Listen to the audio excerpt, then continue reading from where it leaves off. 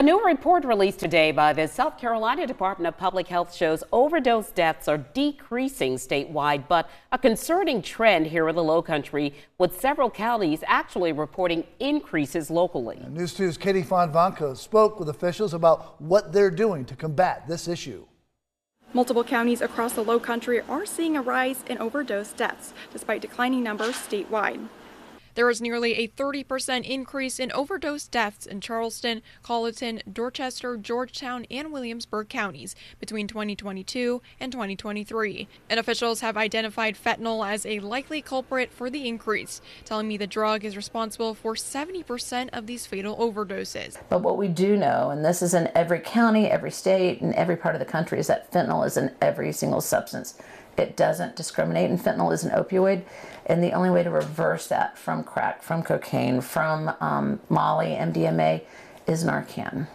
Now, state and local agencies are working alongside law enforcement partners, focusing on increasing critical resources like naloxone or Narcan, an overdose reversal drug in areas identified to have a high overdose rate. Stress having fentanyl testing strips and testing any drugs that you may come across.